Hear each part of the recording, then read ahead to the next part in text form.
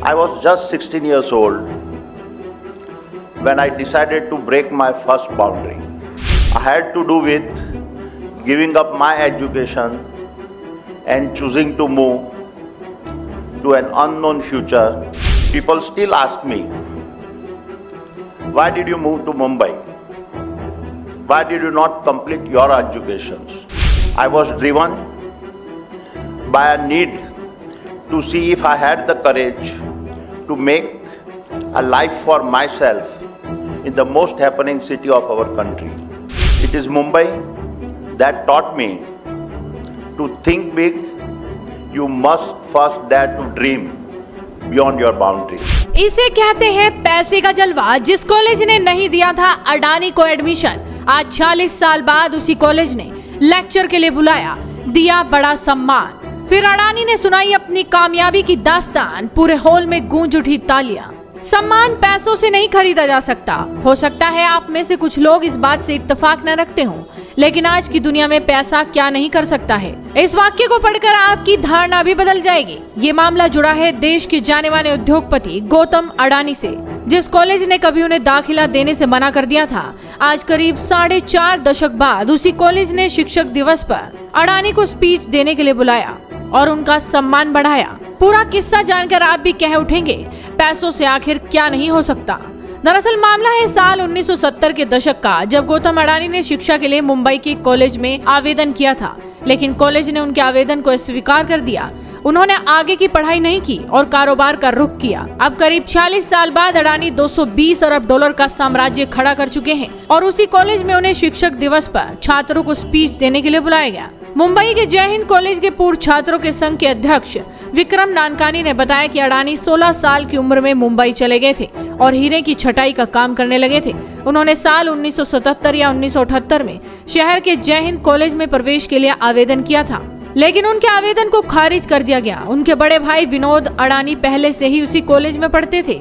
इसके बाद उन्होंने अपना काम करना शुरू कर दिया और एक वैकल्पिक करियर अपनाया। नानकानी ने बताया कि अडानी ने लगभग 2 साल तक हीरा छांटने का काम किया। उसके बाद पैकेजिंग कारखाना चलाने के लिए अपने गृह राज्य गुजरात लौट गए। इस कारखाने को उनके भाई चलाते थे।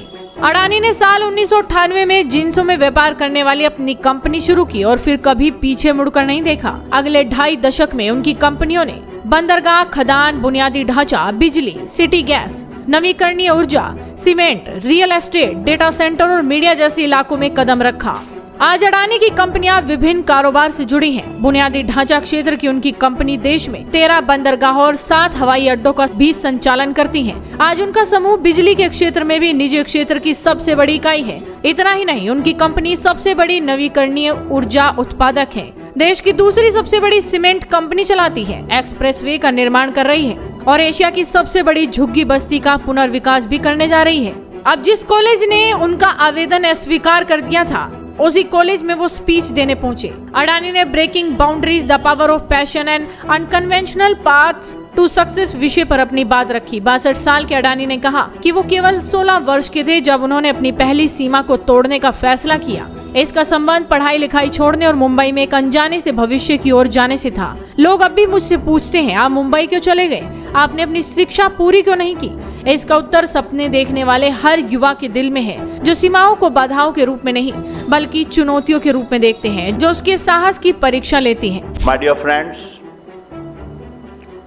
I was just 16 years old when I decided to break my first boundary.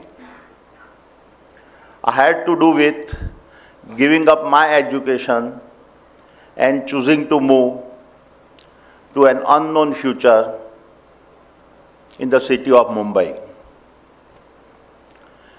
People still ask me, why did you move to Mumbai? Why did you not complete your educations? The answer lies in the heart of every young dreamer who sees boundaries not as a barriers, but as challenges that test his courage. I was driven by a need to see if I had the courage to make a life for myself in the most happening city of our country. Mumbai is more than just a city for me. It was my training ground for business. It is here that I learned to short and trade in diamonds. The field of trading makes a good teacher. I learned very early that an entrepreneur can never be frozen by over-evaluating the choices in front of him. It is Mumbai that taught me to think big. You must first dare to dream beyond your boundaries. ऐसे में गौतम अडानी ने दिखा दिया कि अगर आपके मन में दृढ़ संकल्प हो तो लोगों का नकारना और असफलताएं कब सफलता में तब्दील हो जाती हैं आपको पता भी नहीं चलेगा। करना है तो सिर्फ एक काम, अपने लक्ष्य की तरफ बढ़े चलो और एक दिन सफलता जरूर मिलेगी। वीडियो को शेयर कीजिए और जुड़े रहिए हेडलाइंस इंडिया के साथ।